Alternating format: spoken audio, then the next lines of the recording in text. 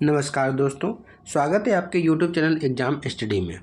इस वीडियो में राष्ट्रपति से संबंधित 75 क्वेश्चन मैंने करा दिए हैं। इससे पहले वाले वीडियो में मैंने 75 नंबर क्वेश्चन तक करा दिए हैं और उससे पहले वाले वीडियो में मैंने पूरा जो राष्ट्रपति का डिस्क्रिप्शन पार्ट है वो शायद 10 से 15 मिनट में मैंने ख़त्म किया है और उसके बाद मैंने 75 क्वेश्चन का एक वीडियो लाया हूँ और ये तीसरा वीडियो है इसका। इसमें हम 76 नंबर क्वेश्चन से करेंगे।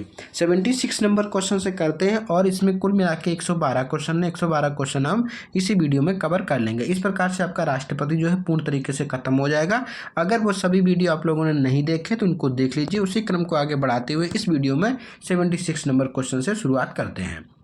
क्वेश्चन नंबर पहला है इसमें 76 नंबर कि संविधान के किस अनुच्छेद के अंतर्गत भारत के राष्ट्रपति को अध्यादेश जारी करने की शक्ति प्रदान की गई है। तो यह है अनुच्छेद 123 के तहत। भारतीय संविधान के अनुच्छेद 123 के अंतर्गत भारत के राष्ट्रपति को अध्यादेश जारी करने की शक्ति प्राप्त है।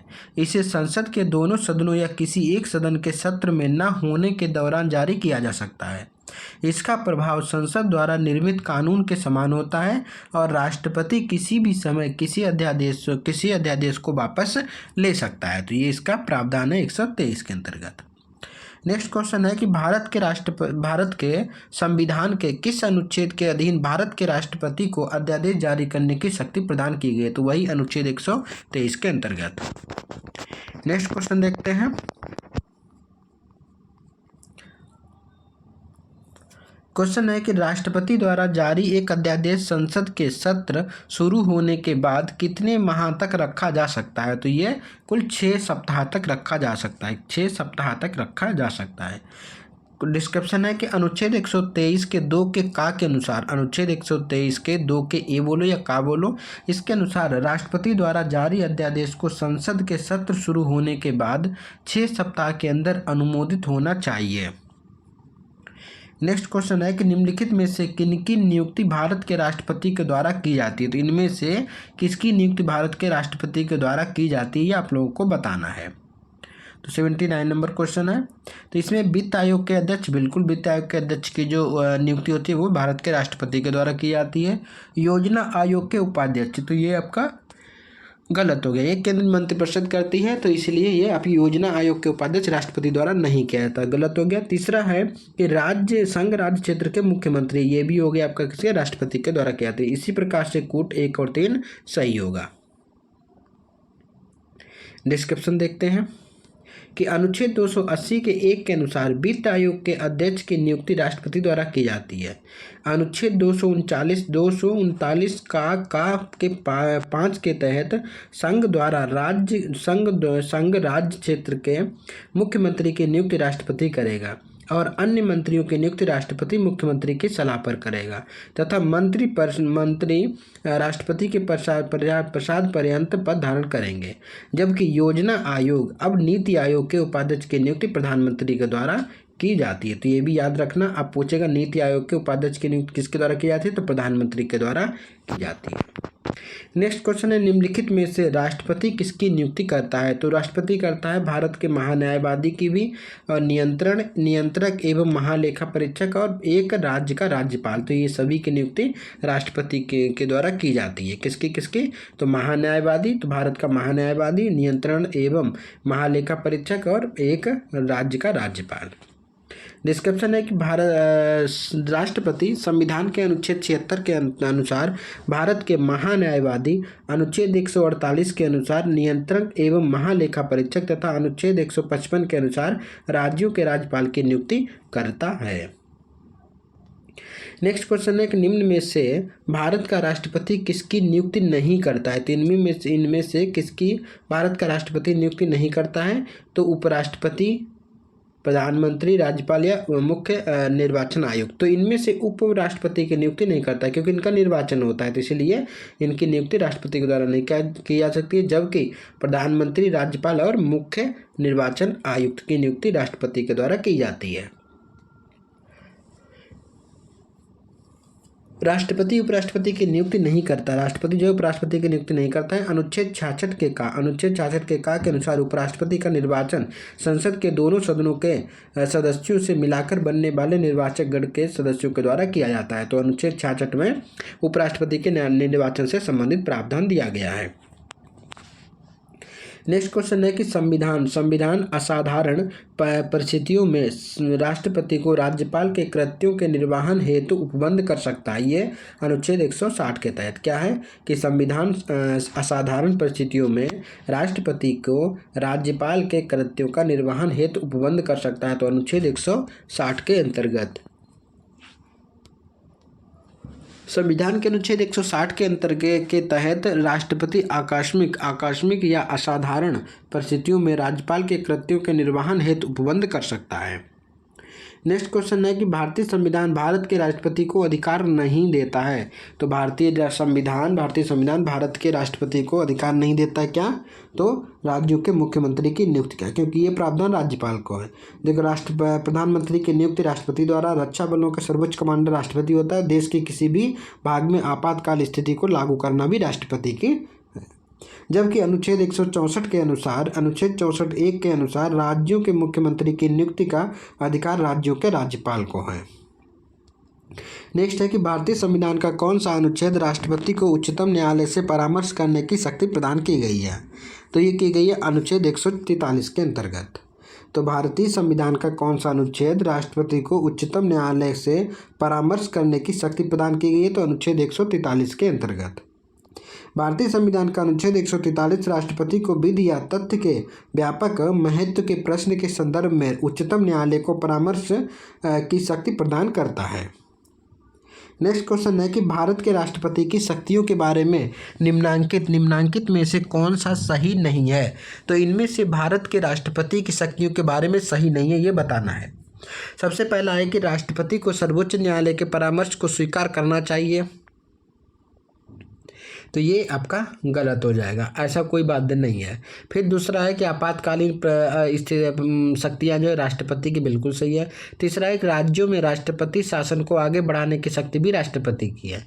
फिर चौथा है कि राष्ट्रपति सर्वोच्च न्यायालय के परामर्श को स्वीकार या अस्वीकार कर सकता है, बिल्कुल सही है। पहला क्यों गलत है उसके बारे में डिस्क्रिप्शन में देख लेते हैं कि संविधान के अनुच्छेद 143 के तहत राष्ट्रपति को सर्वोच्च न्यायालय से किसी विषय पर परामर्श प्राप्त करने की शक्ति है, परंतु उस पर परामर्श को स्वीकार करने की बाध्यता नहीं है, तो इसीलिए गलत हो गया है। नेक्स्ट क्वेश्चन की ओर बढ़ते हैं। नेक्स्ट क्वेश्चन है कि संविधान के अनुसार निम्नांकित में से क्या शब्दशः भारत के राष्ट्रपति की शक्ति नहीं है? तो इनमें से कौन सी भारत के राष्ट्रपति की शक्ति नहीं है? तो अध्यादेश का प्रख्यापन करना बिल्कुल सही है। फिर उच्चतम न्यायालय से परामर्श करना 143 के तहत, ये भी सही है। फिर संसद के सदनों को संदेश भेजना, नहीं, ये इसकी शक्ति नहीं है। फिर क्षमादान की शक्ति आपने 72 पढ़ाई, अनुच्छेद 72 में क्षमादान की शक्ति। उच्चतम न्यायालय से परामर्श 143 में है और अध्यादेश का प्रख्यापन जो 123 में है। तो ये तीनों अनुच्छेद भी याद रखना, लेकिन संसद के सदनों को संदेश देना ये राष्ट्रपति के शक्ति के अंतर्गत नहीं आता है। देखिए, एक्सप्लेनेशन में देख लेते हैं कि संसद के सदनों को संदेश भेजना अनुच्छेद 86(2) के अंतर्गत राष्ट्रपति का अधिकार है। तो संसद के सदनों को संदेश भेजना अनुच्छेद 86(2) के अंतर्गत राष्ट्रपति का अधिकार है, जबकि अनुच्छेद 72 क्षमादान की शक्ति राष्ट्रपति की, ये राष्ट्रपति का अधिकार है, ये शक्ति नहीं है। शक्ति के अंतर्गत संदेश भेजना ये कोई शक्ति नहीं है, लेकिन अनुच्छेद 72 क्षमादान राष्ट्रपति की शक्ति है। अनुच्छेद 123 अध्यादेश निर्मित करने की राष्ट्रपति की एक शक्ति है, और जबकि अनुच्छेद 143 उच्चतम न्यायालय से परामर्श करने की राष्ट्रपति की एक शक्ति है। तो ये शक्ति का विवरण करते हैं, लेकिन ये संसद के सदनों को संदेश भेजना अनुच्छेद 86(2) के अंतर्गत यह राष्ट्रपति का अधिकार है, ना कि शक्ति। नेक्स्ट क्वेश्चन है कि भारत के राष्ट्रपति को यह अधिकार नहीं प्राप्त है। कौन सा अधिकार भारत के राष्ट्रपति को प्राप्त नहीं है? तो यह सर्वोच्च न्यायालय के न्यायाधीश को हटाना, तो ये प्रावधान नहीं है। जबकि क्षमादान करें ये है, तो अन्य आपातकाल की घोषणा करना, अध्यादेश जारी करना, ये सभी राष्ट्रपति का अधिकार है, यह उसकी शक्तियाँ हैं। अनुच्छेद 124 के खंड 4 के अनुसार सर्वोच्च न्यायालय के किसी न्यायाधीश को उसके पद से तब तक नहीं हटाया जाएगा जब तक साबित कदाचार या असमर्थता के आधार पर ऐसे हटाए जाने के लिए संसद के प्रत्येक सदन द्वारा अपनी कुल सदस्य संख्या के बहुमत द्वारा तथा उपस्थित एवं मत देने वाले सदस्यों के कम से कम 2/3 बहुमत द्वारा समर्थित समावेदन राष्ट्रपति के समक्ष उसी सत्र में रखे जाने पर राष्ट्रपति ने उसे हटाने का आदेश नहीं दे दिया है। नेक्स्ट क्वेश्चन है कि राष्ट्रपति की क्षमा आदि की शक्ति है एक क्या है? तो राष्ट्रपति की क्षमा आदि की शक्ति एक न्यायिक शक्ति है। ये एक न्यायिक शक्ति के अंतर्गत आता है। राष्ट्रपति संविधान के अनुच्छेद 72 के तहत राष्ट्रपति को क्षमा आदि की तथा कुछ दशाओं में दंडादेश के निलंबन परिहार लघुकरण की न्यायिक शक्ति प्राप्त है अनुच्छेद 72 के अनुसार। नेक्स्ट है कि राष्ट्रपति की क्षमा प्रदान करना की शक्ति किसमें क्या सम्मिलित नहीं है? तो क्षमा प्रदान करने में क्या सम्मिलित नहीं है ये आपको बताना है। देखो, क्षमा में क्षमा है, लघुकरण है, परिहार है, विराम है, परिलंबन है, लेकिन रोक और निरंतरता ये दोनों नहीं है। देख लेते हैं एक बार एक्सप्लेनेशन में भी, यानी कि आपका ये दोनों नहीं है।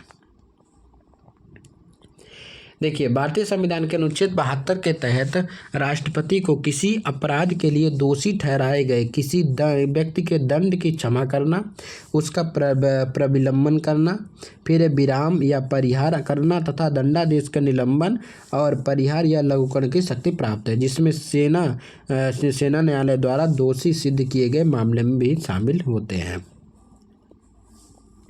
नेक्स्ट है कि निम्नांकित में से किस प्रकार के प्राधिकार भारत के राष्ट्रपति को प्राप्त हैं? तो इनमें से किस प्रकार के प्राधिकार जो कि भारत के राष्ट्रपति को प्राप्त हैं? तो इनमें से केवल औपचारिक यानी कि औपचारिक और विधिक एक ये हो गया और दूसरा हो गया संवैधानिक और नाम मात्र ये हो गया। तो ये दोनों औपचारिक और विधिक और संवैधानिक और नाम मात्र दो डी ऑप्शन इसका सही होगा। तो ये दोनों भारत के राष्ट्रपति के प्राधिकार हैं। भारत के राष्ट्रपति को संविधान के तहत प्राप्त प्राधिकार औपचारिक एवं विधिक तथा संवैधानिक और नाम मात्र है। नेक्स्ट क्वेश्चन देखते हैं हम लोग। नेक्स्ट क्वेश्चन है कि भारतीय संविधान के अनुसार भारत के राष्ट्रपति का कर्तव्य है वे निम्नलिखित में से किसको या किनको संसद के पटल पर रखवाएं? इनमें से कौन सा क्वेश्चन सही है? तो इनमें से पहला है कि संघ वित्त आयोग की सिफारिशों को रखवाता है, बिल्कुल सही है। फिर है कि नियंत्रण एवं महालेखा परीक्षक के प्रतिवेदन को भी राष्ट्रपति रखवाता है। और तीसरा हो गया राष्ट्रीय अनुसूचित जाति आयोग के प्रतिवेदन को भी राष्ट्रपति रखवाता है, इसलिए सी आंसर इसका सही होगा 1, 3 और 4। देख लेते हैं एक्सप्लेनेशन कि संघीय वित्त आयोग एवं राष्ट्रीय अनुसूचित जाति आयोग की स्थापना एवं नियंत्रक एवं महालेखा परीक्षक की नियुक्ति राष्ट्रपति के द्वारा की जाती है, जबकि लोक लेखा समिति की स्थापना लोकसभा तथा राज्यसभा के सदस्यों के द्वारा को मिलाकर की जाती है। इसके अध्यक्ष की नियुक्ति लोकसभा अध्यक्ष के द्वारा की जाती है। राष्ट्रपति द्वारा संघीय वित्त आयोग की सिफारिशों, नियंत्रक और महालेखा परीक्षक के प्रतिवेदन तथा राष्ट्रीय अनुसूचित जाति आयोग के प्रतिवेदन को क्रमशः संविधान के अनुच्छेद 281, 151 और 338 के तहत संसद के पटल पर रखवाता है। तो अगर अनुच्छेद 281 है क्या, तो 281 रखवाता है किसको?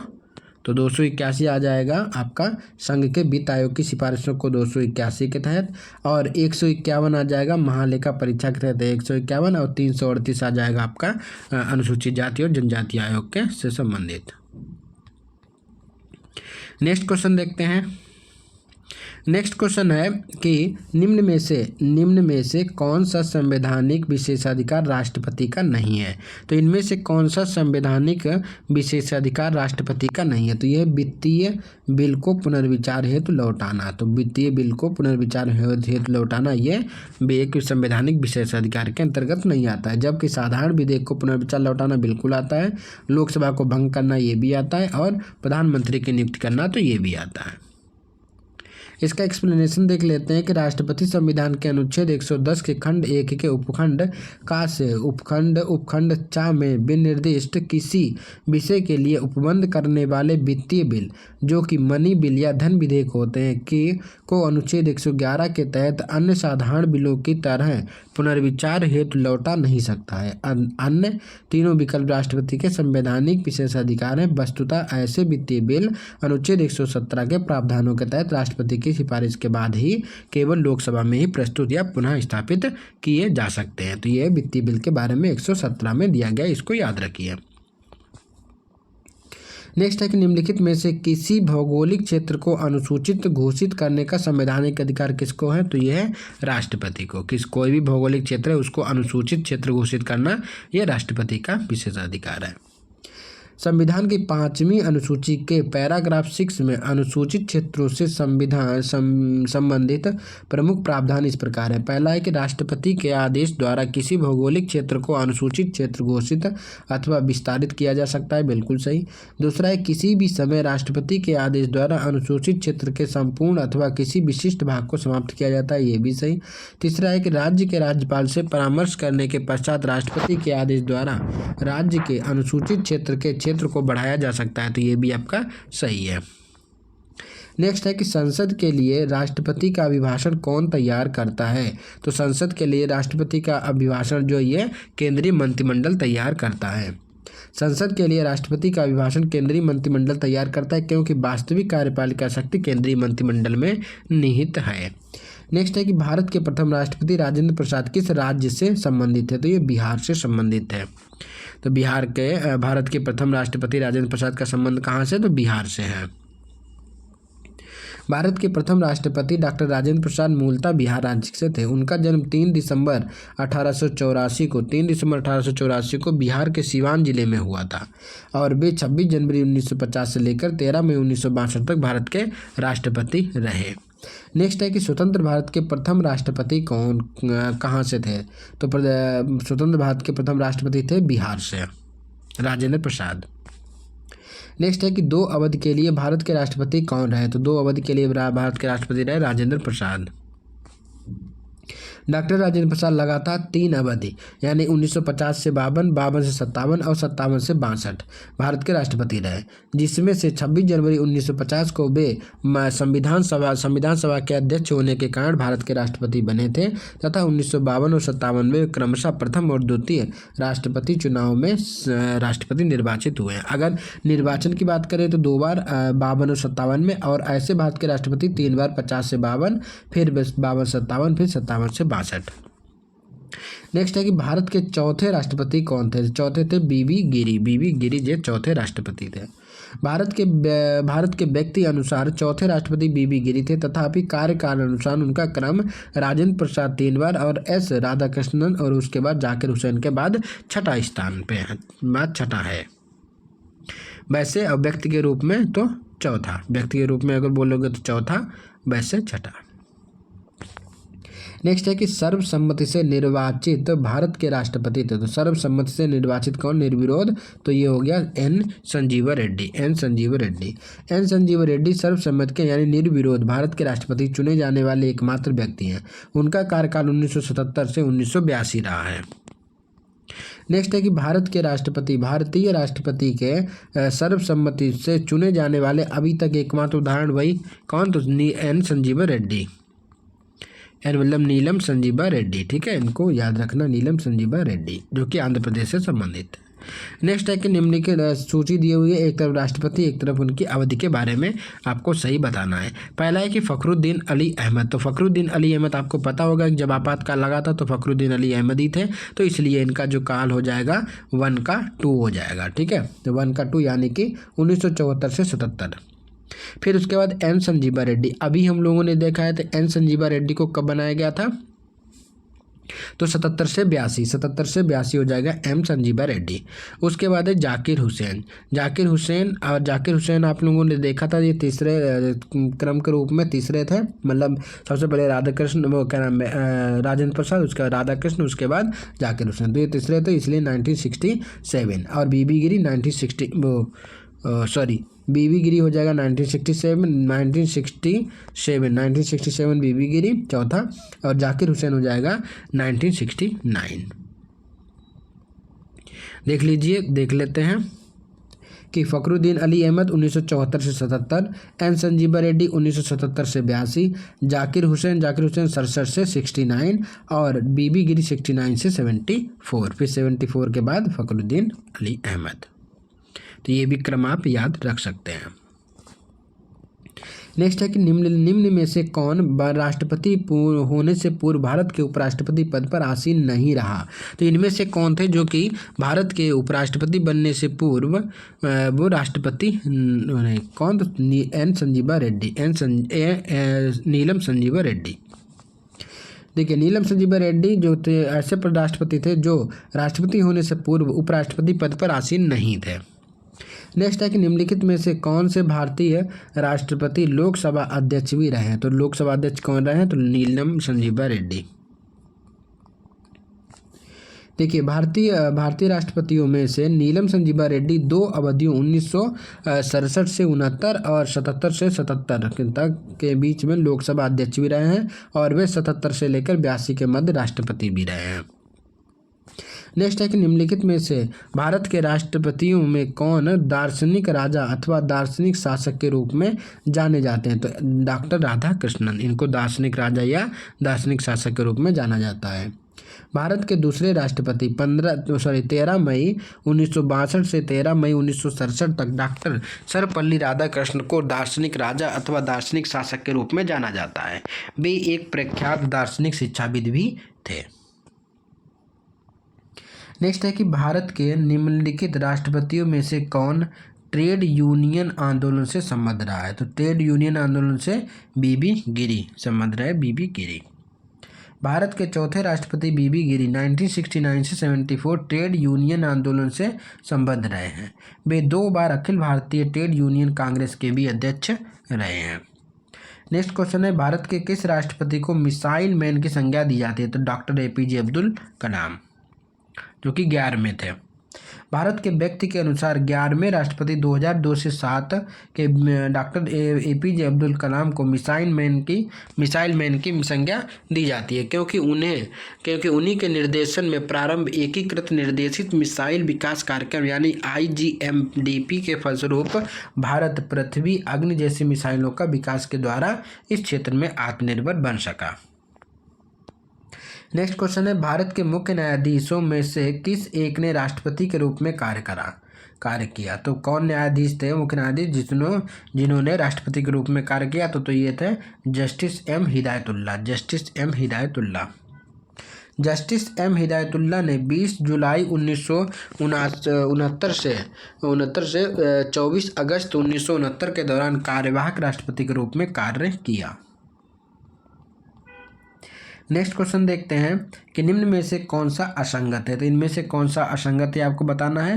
डॉक्टर राजेंद्र प्रसाद, सर्वपल्ली राधाकृष्णन, जाकिर हुसैन, जबकि जवाहरलाल नेहरू क्या थे, ये प्रधानमंत्री के रूप में इन्होंने कार्य किया और अन्य तीनों जो हैं ये राष्ट्रपति रह चुके हैं।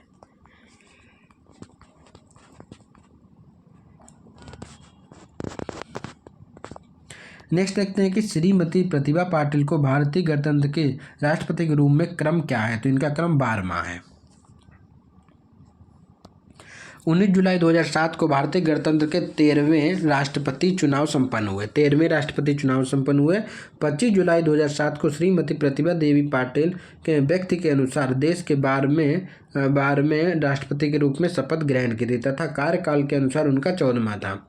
प्रतिभा पाटिल ने राष्ट्रीय जनतांत्रिक गठबंधन के प्रत्याशी भैरों सिंह शेखावत को पराजित किया था और वे भारत की पहली महिला राष्ट्रपति भी बनी थी। तो क्वेश्चन आ सकता है भारत की पहली महिला राष्ट्रपति कौन बनी।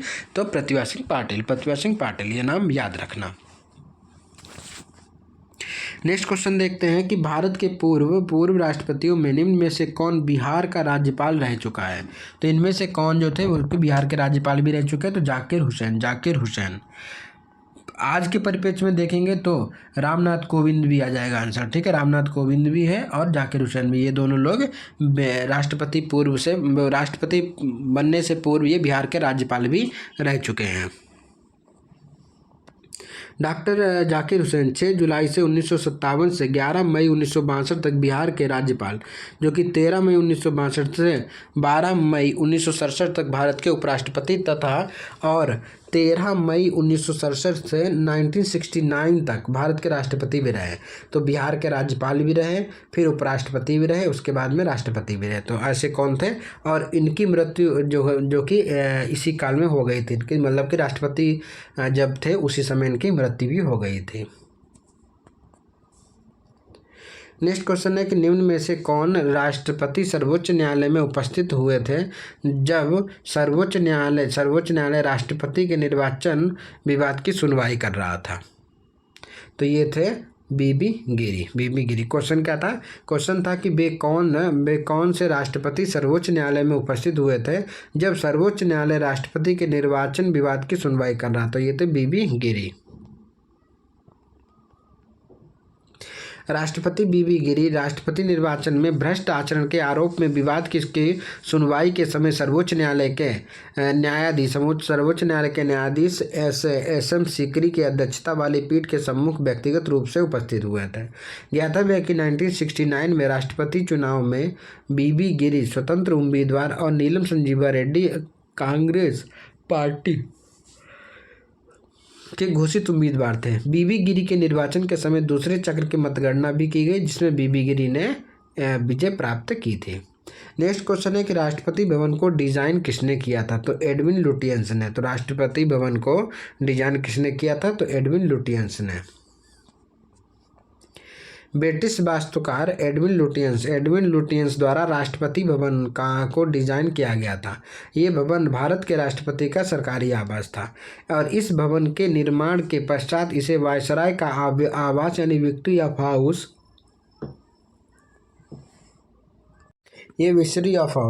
ऑफ हाउस के रूप में जाना जाता है। 15 अगस्त 1947 को इसका नाम परिवर्तित कर सरकारी आवास यानी गवर्नमेंट हाउस कर दिया गया। तो वहीं 21 जून 1948 को श्री राजगोपालाचार्य ने इस सरकारी आवास में निवास करने वाले भारतीय बने। ठीक है, और राष्ट्रपति डॉक्टर राजेंद्र प्रसाद के समय से इसे राष्ट्रपति भवन के रूप में जाना जाने लगा। तो इस प्रकार से इस वीडियो में मैंने पूरे राष्ट्रपति से संबंधित जितने भी आपके क्वेश्चन से वो सभी कवर कर दिए थे। क्वेश्चन ये आपको यहीं से आएंगे क्योंकि इसका इतना बड़ा डिस्क्रिप्शन था, तो आपको डिस्क्रिप्शन भी देखना जरूरी था क्योंकि यहाँ से क्वेश्चन आपको डिस्कशन के में से भी क्वेश्चन आ सकते हैं। इसीलिए क्वेश्चन और आंसर न पढ़ते हुए मैंने यहाँ पे विधिवत रूप से क्वेश्चन और उसका एक्सप्लेनेशन भी आपके सामने प्रस्तुत किया है। अगर आपको वीडियो अच्छा लगा तो वीडियो को लाइक करें, शेयर करें, अधिक से अधिक लोगों को शेयर करें वीडियो, और अगर आप चैनल पर नए हैं तो चैनल को सब्सक्राइब कर लें क्योंकि आगे आने वाले दिनों में आपको बहुत सारी वीडियोस चैनल पर प्राप्त मिलेंगे। नेक्स्ट वीडियो में हम उपराष्ट्रपति के बारे में चर्चा करेंगे। उपराष्ट्रपति से संबंधित पहले हम समझेंगे क्या क्या चीज़ें उपराष्ट्रपति से संबंधित अनुच्छेद के बारे में, उसके बाद हम एक ही वीडियो में इसको कवर कर लेंगे। उपराष्ट्रपति से संबंधित जितने भी क्वेश्चन पूछे गए हैं उन सबको भी कर लेंगे। मिलते हैं नेक्स्ट वीडियो में, तब तक के लिए धन्यवाद, नमस्कार।